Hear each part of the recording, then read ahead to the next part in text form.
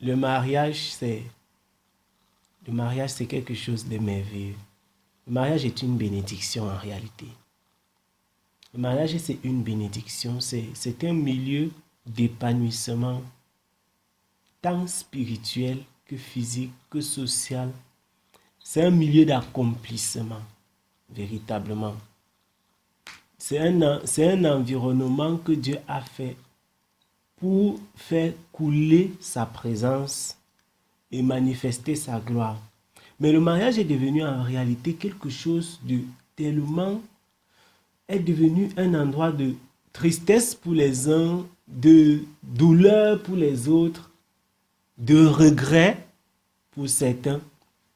Parce que, comme je disais dès le départ, il y a un problème à la base. Il y a un problème à la base. Et quand le choix est raté, à la base, on se retrouve justement avec ce dont tu disais tout à l'heure, ce dont tu parlais, les affrontements spirituels. Parce qu'il y a une question de spiritualité qui est au fond. Quand tu épouses une personne qui n'est pas enfant de Dieu, ce qui se passe en réalité, c'est que vous n'êtes pas du même royaume. Si tu es enfant de Dieu et il n'est pas enfant de Dieu, alors vous n'êtes pas du même royaume. Et donc, il y a une confrontation spirituelle qui a lieu dans votre foyer.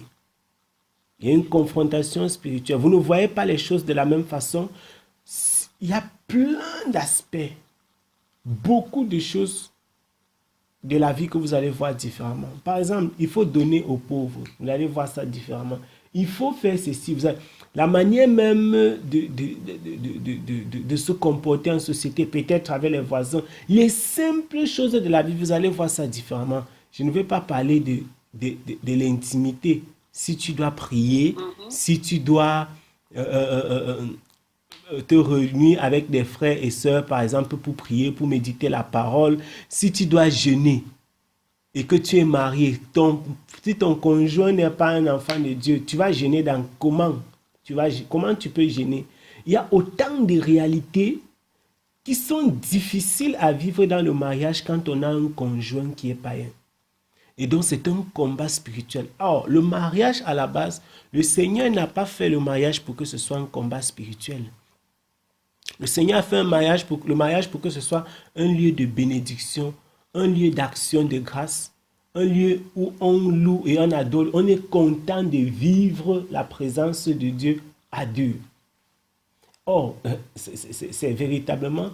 Et étant dans la posture d'une femme, je peux comprendre la difficulté. Parce que Dieu a donné à la femme, Dieu a demandé à la femme d'être soumise à son mari. Et lorsque c'est l'homme qui est enfant de Dieu, qui est chrétien,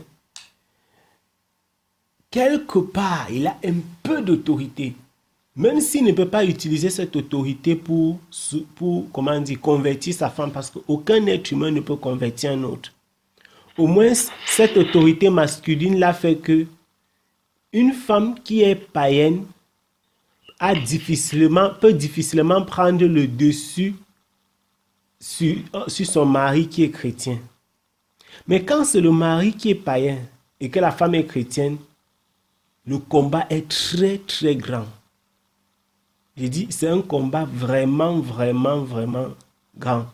Parce que alors là, elle est dans une posture délicate, difficile, douloureuse. Elle doit vraiment prendre du temps à genoux pour vraiment implorer la grâce du Seigneur afin que le Seigneur puisse se manifester dans son foyer. Et si c'est telle est sa volonté, que le Seigneur puisse vraiment changer le cœur de son mari. On va prier. On va lire un texte, on va lire un passage et avant qu'on ait pris là, concernant ce sujet qui, je rends grâce à Dieu pour ça. Et on va prier, on va lire un texte. Attends, pardon, je peux prendre ma Bible. Ok, d'accord, pas de souci. C'est très important d'ailleurs que tu prennes ta Bible. Comme ça, on va lire ensemble. Donc, on va prier. On va prier d'abord avant de... Donc, nous allons prier. Nous prions. Nous prions. Éternel, notre Dieu, notre Père, nous te bénissons et nous te célébrons. Nous te rendons grâce, Seigneur, pour tous tes bienfaits. Seigneur, tu es juste, tu es fidèle. Tu es bon dans tout ce que tu as accompli dans nos vies. Seigneur, nous te disons merci pour ta présence au milieu de nous. Merci pour la vie que tu nous donnes. Merci pour ta bonté, ta fidélité. Merci pour, Seigneur, la grâce que tu nous accordes de voir ce jour nouveau. Merci, Seigneur, pour ces moments que tu nous donnes encore avec la sœur, afin que nous puissions nous entretenir, afin que nous puissions passer quelques moments ensemble pour nous édifier. Et Roi de gloire, nous te rendons grâce parce que ton Esprit Saint est au milieu de nous, nous enseigne, nous édifie, nous dirige et nous conduit dans toute la vérité. Père, nous te bénissons et nous te célébrons pour tout ce qui sera dit et sera fait. Roi de gloire, nous te prions et nous te supplions de demeurer au milieu de nous, qu'il nous soit fait selon le désir de ton cœur. Dans le puissant nom de ton Fils Jésus-Christ, nous avons prié. Amen. Nous allons donc lire dans 1 Pierre. 1 Pierre, c'est dans le Nouveau Testament à la fin. 1 Pierre chapitre 3. 1 Pierre au chapitre 3. 1 Pierre au chapitre 3. 1 Pierre chapitre 3.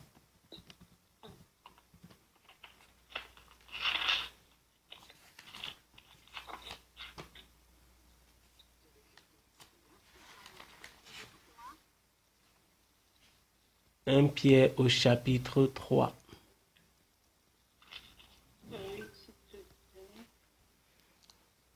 Ok, d'accord. Je suis au chapitre 3, le témoignage chrétien dans la vie conjugale. Ok. Donc, tu peux lire à partir du verset 1 jusqu'au verset 7. Ok.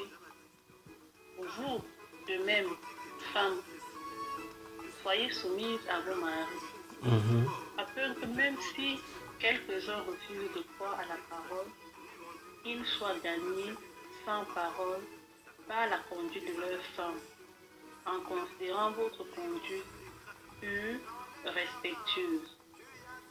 Que votre parure ne soit pas extérieure, cheveux tressés, bijoux d'or, toilettes élégantes, mais quelle soit la disposition cachée du cœur, parure incorruptible d'un esprit doux et paisible, qui est d'un grand prix devant Dieu.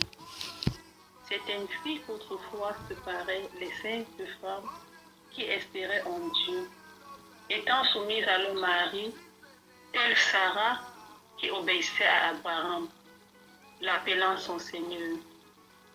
Elles dont vous êtes devenues les filles en faisant le bien et en vous laissant troubler par aucune crainte. Et en ne vous laissant troubler par aucune crainte. Vous les maris de même, menez la vie commune en tenant compte de la nature peu délicate de vos femmes. Montrez-leur du respect, puisqu'elles doivent hériter avec vous la grâce de la vie, afin que rien n'entrave vos prières. Amen. Amen. Donc, il est écrit, vous de même, femmes, soyez soumises à vos maris, afin que si quelques-uns d'entre eux ne croient pas à la parole, ils soient gagnés à la foi par votre conduite. La parole de Dieu déclare dans ce livre de Pierre que la femme doit être soumise à son mari, de façon que même si son mari c'est un païen, même si son mari ce n'est pas un enfant de Dieu, même si son mari ne connaît pas le Seigneur, le comportement de cette femme soit un instrument d'évangélisation dans les mains du Seigneur. C'est difficile, hein? C'est très difficile lorsque tu as épousé un païen. C'est difficile lorsqu'un homme, enfant de Dieu, a épousé une païenne. Mais c'est encore pire, c'est encore plus difficile lorsque c'est une femme. le secret, c'est celui que la Bible donne là dans ce 1 Pierre au chapitre 3. La conduite.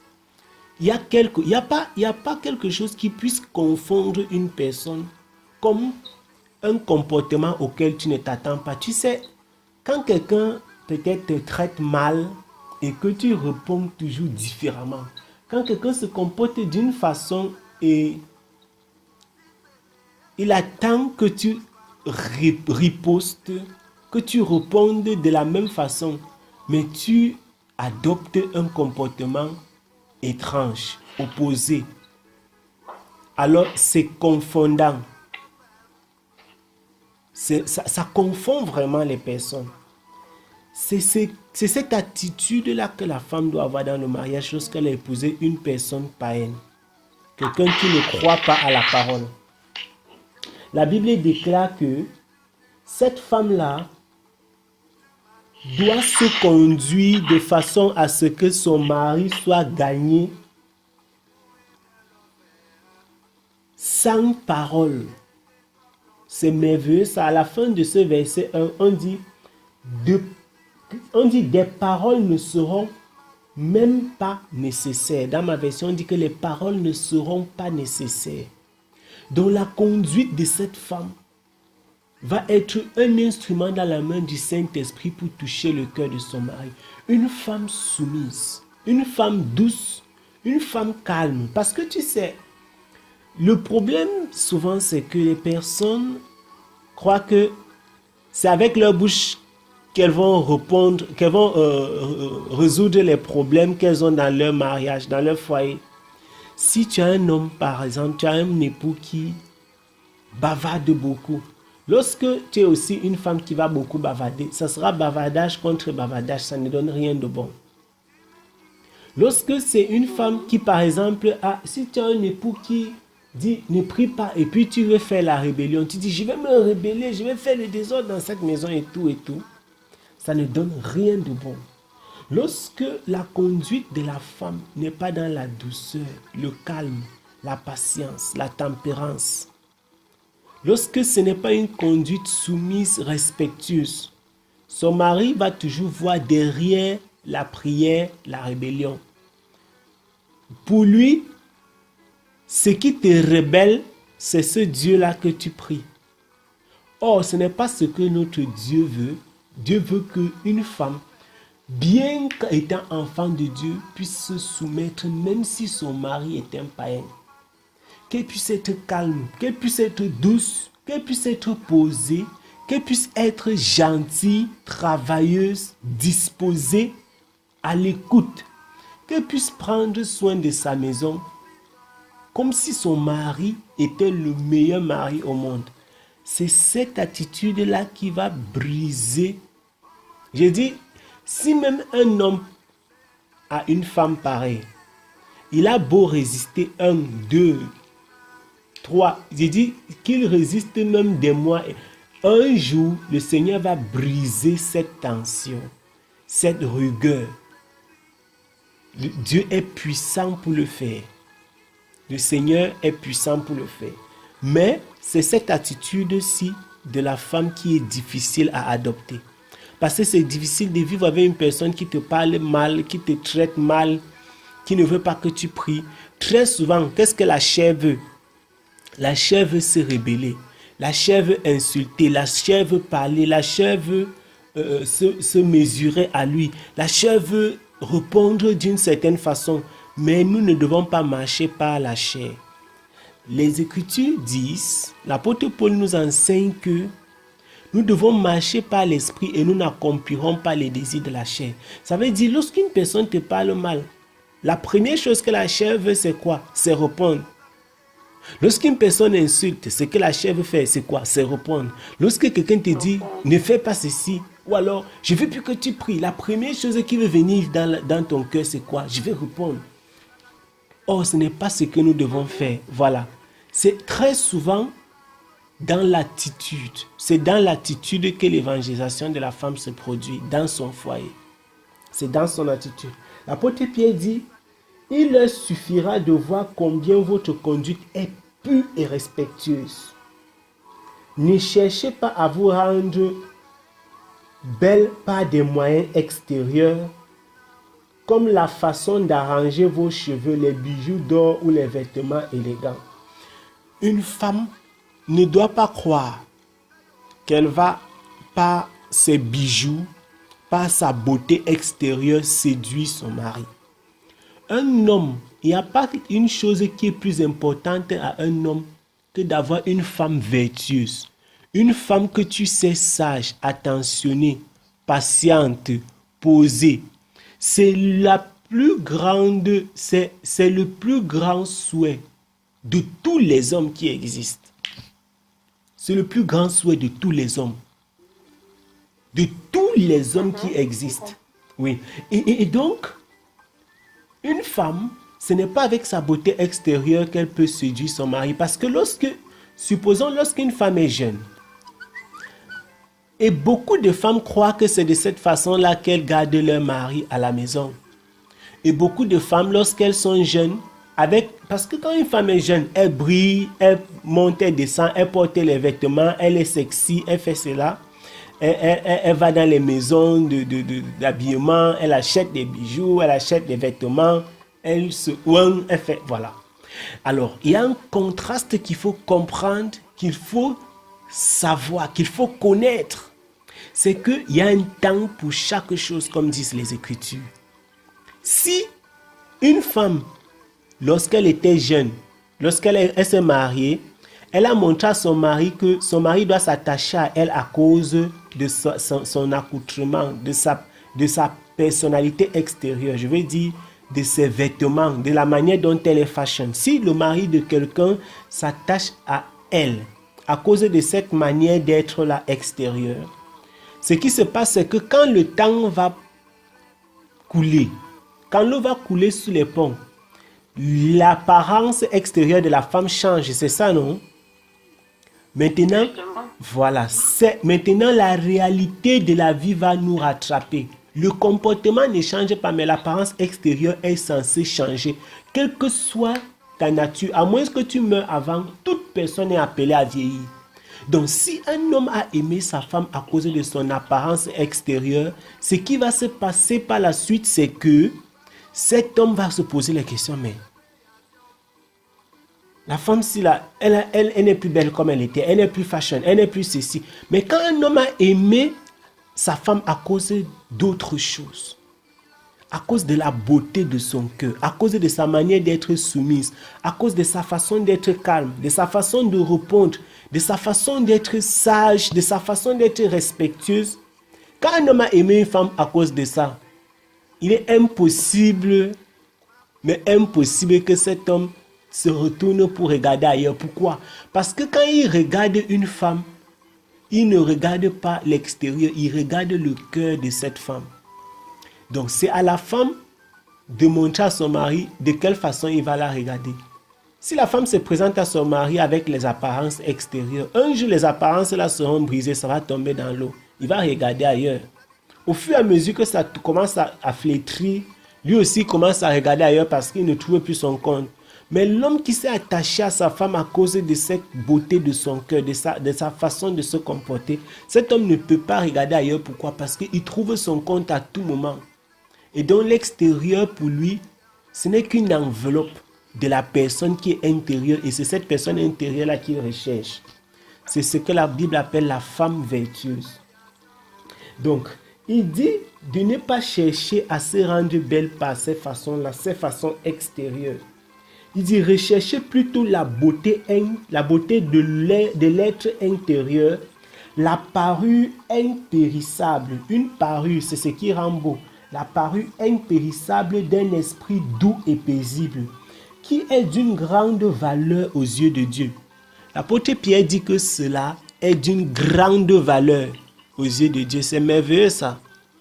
Donc, il dit que c'est d'une grande valeur aux yeux de Dieu que d'avoir un comportement pareil. C'est quelque chose qu'il faut travailler jour après jour dans sa vie.